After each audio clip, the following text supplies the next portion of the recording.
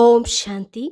27 जून 2022 के ईश्वरीय महावाक्य पहले सुनते हैं मुरली के मुख्य पॉइंट्स। बाबा ने कहा, घर बार में रहते तुम्हें ऐसी कमाल कर दिखानी है जो सन्यासी भी कर न सके। बाप से प्रतिज्ञा करो, इस अंतिम जन्म हम पवित्र जरूर रहेंगे। रावण की मत पर चल, तुम नरकवासी बन गए थे, अभी एक राम अर्थात श्री श्री शिव बाबा की मत पर चल, फिर से स्वर्गवासी बनना है। माया ने सबको कौड़ी जैसा बना दिया था, अभी बाप आए हैं तो उनके ऊपर पूरा बलि चढ़ना चाहिए। दिल से कहो, बाबा यह सब कुछ आपका है। अभी सबका यह अंतिम जन्म है, खेल पूरा हुआ। इस पुरानी दुनिया से तुम्हें ममत्व मिटा देना है। फिर बाबा ने कहा, सिर्फ तुम ब्राह्मणों को ही बाप राजयोग सिखलाते हैं। अब तुम्हें किसी भी आकारी या साकारी चित्र को याद नहीं करना, बस एक निराकार बाप को ही याद करना है। हर एक के शरीर रूपी रथ में आत्मा रथी बैठी हुई है। आत्मा की ताकत से ही यह शरीर चलता है। तो सदा यही स्मृति रहे, मैं आत्मा हूँ और यह शरीर मेरा रथ है। और लास्ट में बाबा ने कहा, सिर्फ मामेकम याद करो। तुम्हारा बुद्धि का योग ऊपर में लटका हो, जहाँ जाना है उनको याद करना है। बुद्धि में रहे एक बाप, दूसरा ना कोई। वही सच्चा पातशाह, सच सुनाने वाला है, उनको ही याद करो और कोई भी चित्र का सिमरन नहीं करना। और अब सुनते हैं महावाक्यों को विस्तार से।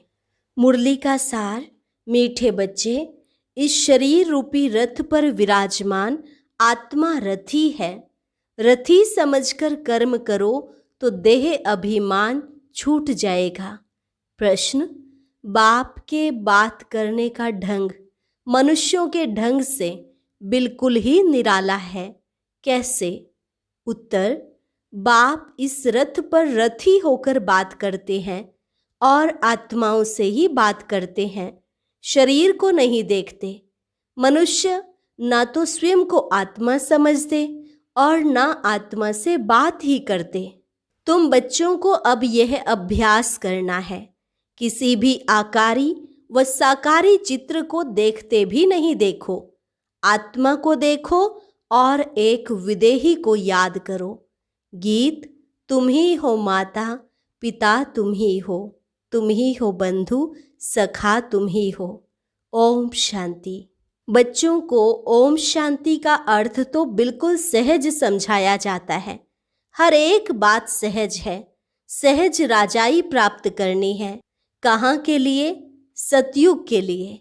उनको जीवन मुक्ति कहा जाता है। वहाँ रावण के यह भूत होते नहीं। कोई को क्रोध आता है तो कहा जाता है कि तुम्हारे में यह भूत है।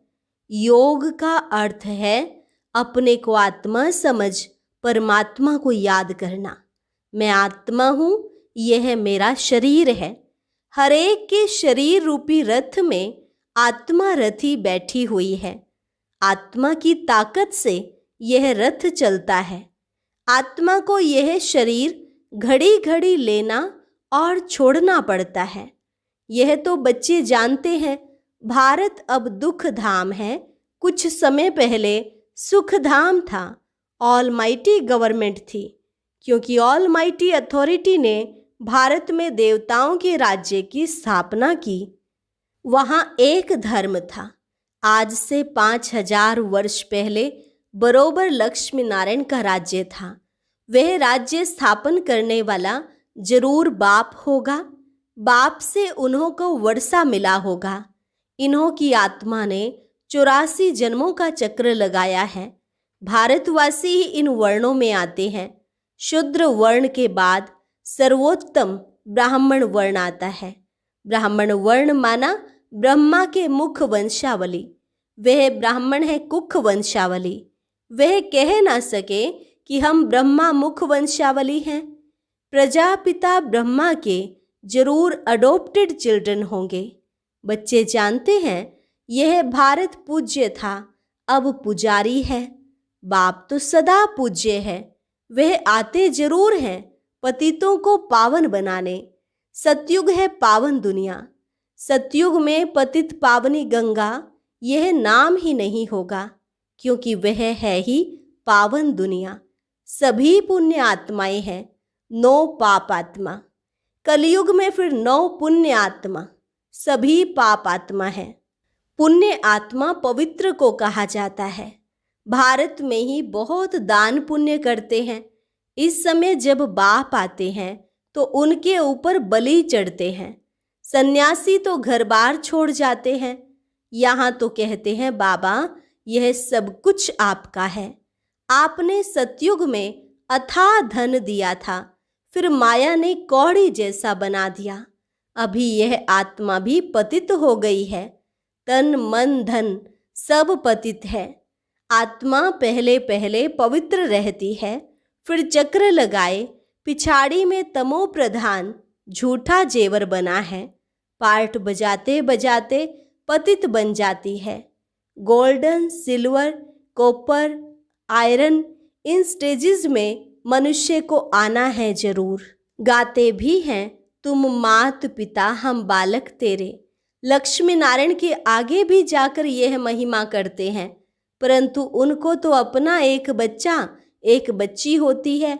जैसा सुख राजा रानी को वैसा बच्चों को रहता है। सबको सुख घनेरे हैं। अब तो 84वें अंतिम जन्म में है दुख घनेरे। बाप कहते हैं अब फिर से मैं तुमको राजयोग सिखलाता हूँ। बच्चों को समझाया कि इस रथ में रथी आत्मा बैठा हुआ है। यह रथी पहले 16 कला संपूर्ण था, अब 9 कला। कहते भी हैं मुझ निर्गुण हारे में अब कोई गुण नाही। आपे ही तरस परोई, अर्थात रहम करो। कोई में भी गुण नहीं है। पतित हैं तब तो गंगा में पाप धोने जाते हैं, सतयुग में नहीं जाते। नदी तो वही है ना। बाकी हाँ, ऐसे कहेंगे कि उस समय हर चीज सतो प्रधान है। सतयुग में नदियां भी बड़ी साफ स्वच्छ होंगी। नदियों में किचड़ा आदि कुछ भी नहीं रहता। यहाँ तो देखो किचड़ा पड़ता रहता है। सागर में सारा गंद जाता है। सतयुग में ऐसा हो नहीं सकता। लॉ नहीं है किसको अपवित्र बनाना। सब चीजें पवित्र रहती हैं। तो बाप समझाते हैं कि अभी सबका यह अंतिम जन्म है। खेल पूरा होता है। इस खेल की लिमिट ही है 5000 वर्ष। यह निराकार शिव बाबा समझाते हैं। वह है निराकार, सबसे ऊंच परम धाम में रहने वाला। परम धाम से तो हम सब आते हैं। अब कलयुग अंत में ड्रामा पूरा हो, फिर से हिस्ट्री रिपीट होनी है। मनुष्य जो यह गीता शास्त्र आदि पढ़ते हैं वह सब बने हैं द्वापर से। यह ज्ञान प्राय लोप हो जाता है। राजयोग तो कोई सिखला न सके, सिर्फ उन्हों के यादगार लिए पुस्तक बनाते रहते हैं। वह खुद तो धर्म स्थापन कर पुनर्जन्म में आने लगे, उनका यादगार पुस्तक रहने लगा। अब देवी देवता धर्म की स्थापना होती है संगम पर। बाप आकर इस रथ में विराजमान होते हैं। घोड़े गाड़ी की बात नहीं, इस साधारण बूढ़े रथ में प्रवेश करते हैं। वह है रथी। गाया भी जाता है ब्रह्मा मुख वंशावली, ब्रह्मा कुमार कुमारियां। यह ब्रह्मा भी अडोप्ट किया हुआ है। बाप खुद कहते हैं मैं इस रथ का आए रथी बनता हूँ, इनको ज्ञान देता हूँ, शुरू इनसे करता हूँ, कलश देता हूँ माताओं को। माता तो यह भी ठहरी। पहले पहले यह सुनते हैं, फिर तुम। इनमें तो विराजमान है, परंतु सामने किसको सुनावे। फिर आत्माओं से बैठ बात करते हैं। और कोई भी विद्वान आदि नहीं होगा जो ऐसे आत्माओं से बैठ बात करे। मैं तुम्हारा बाप हूँ, तुम आत्माएं निराकार हो, मैं भी निराकार हूँ। मैं ज्ञान सागर स्वर्ग का रचयिता हूँ, मैं नरक नहीं रचता हूँ। यह तो माया नरक बनाती है। बाप कहते हैं, मैं तो हूं ही रचता, तो स्वर्ग ही बनाऊंगा। तुम भारतवासी स्वर्गवासी थे, अब नरकवासी बने हो। नरकवासी बनाया रावण ने, क्योंकि आत्मा रावण की मत पर चलती है। इस समय तुम आत्माएं राम, शिव बाबा, श्री श्री की मत पर चलते हो। बाप समझाते हैं, अब सबका पाठ पूरा हुआ। जब सभी आत्माएं इकट्ठी होंगी, ऊपर से सब आ जाएंगी, तब जाना शुरू होगा। फिर विनाश शुरू हो जाएगा। भारत में अब अनेक धर्म हैं, सिर्फ एक आदि सनातन देवी देवता धर्म है नहीं। कोई भी अपने को देवता नहीं कहलाते। देवताओं की महिमा गाते हैं, सर्वगुण संपन्न, 16 कला संपूर्ण, संपूर्ण निर्विकारी, मर्यादा पुरुषोत्तम, डबल अहिंसक, अहिंसा परमो धर्म। फिर अपने को कहेंगे हम पापी नीच हैं। द्वापर से रावण का राज्य शुरू होता है। राम राज्य है ब्रह्मा का दिन, रावण राज्य है ब्रह्मा की रात। अब बाप कब आवे? जब ब्रह्मा की रात पूरी हो तब तो आएगा ना। और इस ब्रह्मा के तन में आवे, तब ब्रह्मा मुख से ब्राह्मण पैदा हो। उन ब्राह्मणों को ही राजयोग सिखलाते हैं। बाप कहते हैं, जो भी आकारी, साकारी व निराकारी चित्र हैं, उन्हें तुम्हें याद नहीं करना है। तुमको तो लक्ष्य दिया जाता है। मनुष्य तो चित्र देख याद करते हैं। बाबा तो कहते हैं, चित्र को देखना अब बंद करो। यह है भक्ति मार्ग। अभी तो तुम आत्माओं को वापस मेरे पास आना है।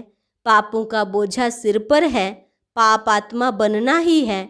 ऐसे नहीं गर्भ जेल में हर जन्म के पाप खत्म हो जाते हैं। कुछ खत्म हो जाते हैं, कुछ रहते हैं। अब मैं पंडा बनकर आया हूँ। इस समय सब आत्माएं माया की मत पर चलती हैं। बाप कहते हैं, मैं तो हूँ ही पतित पावन, स्वर्ग का रचयिता। मेरा धंधा ही है नर्क को स्वर्ग बनाना। स्वर्ग में तो है ही एक धर्म, एक राज्य, वहाँ कोई पार्टीशन नहीं था। बाप कहते हैं, मैं विश्व का मालिक नहीं बनता हूँ, तुमको बनाता हूँ। फिर रावण आकर तुमसे राज्य छीनते हैं। अभी है सब तमो प्रधान, पत्थर बुद्धि। संगम युग में तुम पारस बुद्धि बनते हो। बाप कहते हैं, मामेकम याद करो, बुद्धि योग ऊपर में लटकाओ। जहाँ जाना है उनको ही याद करना है। एक बाप, दूसरा न कोई। वही सच्चा पातशाह है, सच सुनाने वाला है। तो कोई भी चित्र का सिमरन नहीं करना है। यह जो शिव का चित्र है, उनका भी ध्यान नहीं करना है, क्योंकि शिव तो ऐसा है नहीं। जैसे हम आत्मा भ्रिकुटी के बीच में रहती हैं, वैसे बाबा भी कहते हैं, मैं थोड़ी जगह लेकर इस आत्मा के बाजू में बैठ जाता हूँ। रथी बन इनको बैठ ज्ञान देता हूँ। इनकी आत्मा में भी ज्ञान नहीं था। जैसे इनकी आत्मा रथी बोलती है शरीर द्वारा, वैसे मैं भी इन ऑर्गन्स से बोलता हूँ। नहीं तो मैं कैसे समझाऊं? ब्राह्मण रचने के लिए ब्रह्मा जरूर चाहिए। जो ब्रह्मा ही फिर नारायण बनेगा। अभी तुम ब्रह्मा की औलाद हो, फिर सूर्यवंशी श्री नारायण के घराने में आएंगे। अभी तो बिल्कुल कंगाल बन पड़े हैं, लड़ते झगड़ते रहते हैं, बंदर से भी बदतर हैं। बंदर में 5 विकार बड़े कड़े होते हैं, काम, क्रोध, लोभ, मोह, अहंकार।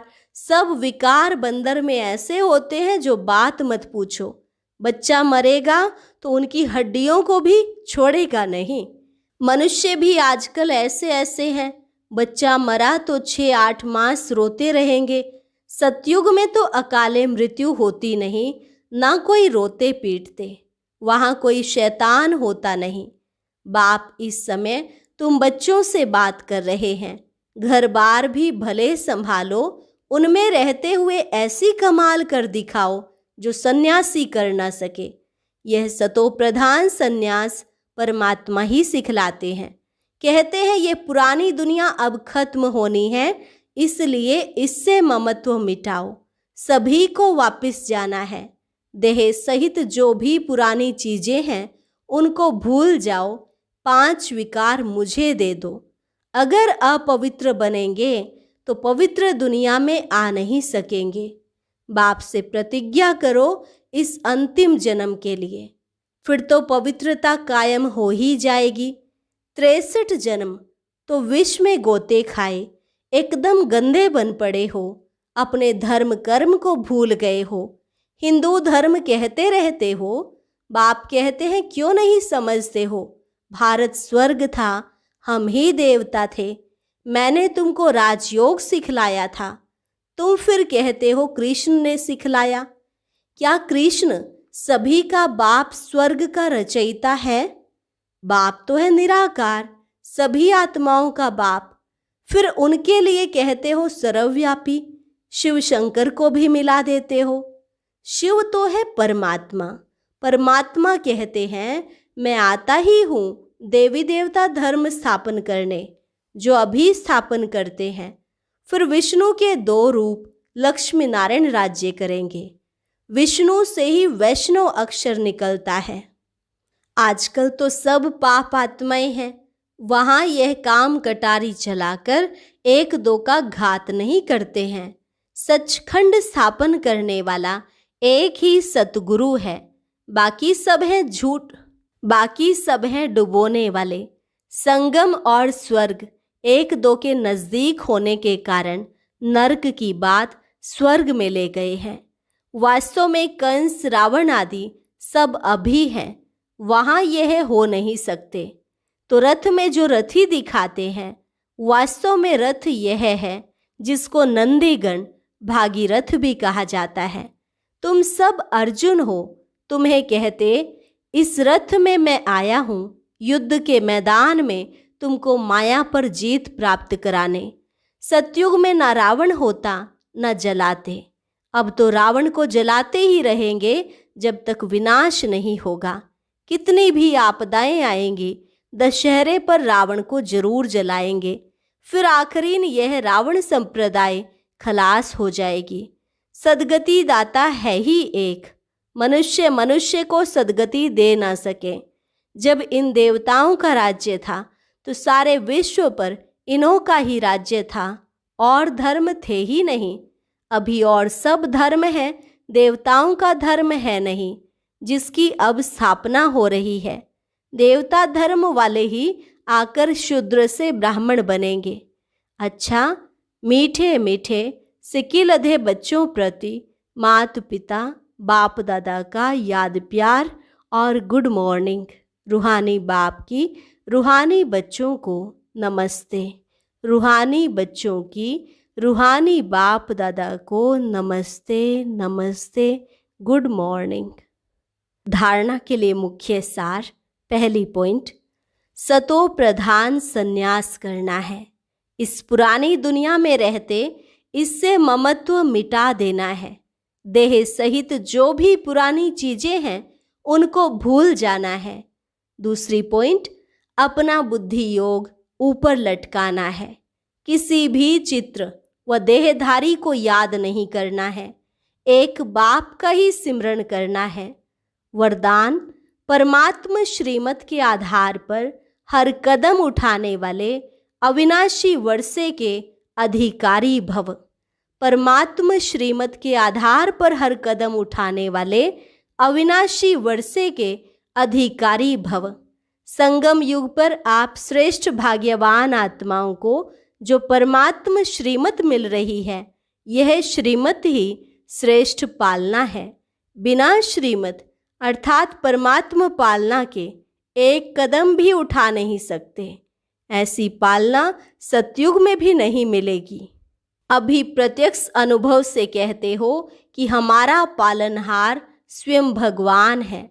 यह नशा सदा इमर्ज रहे तो बेहद के खजानों से भरपूर स्वयं को अविनाशी वर्षे के अधिकारी अनुभव करेंगे। सपूत बच्चा वह है जो संपूर्ण पवित्र और योगी बन स्नेह का रिटर्न देता है। सपूत बच्चा वह है जो संपूर्ण पवित्र और योगी बन स्नेह का रिटर्न देता है। अच्छा, और अब सुनते हैं आज का अव्यक्त ज्ञान मोती। ये एक बहुत संस्कारितापूर्ण वीडियो है, जरूर देखें, कोई भी मिस ना करे।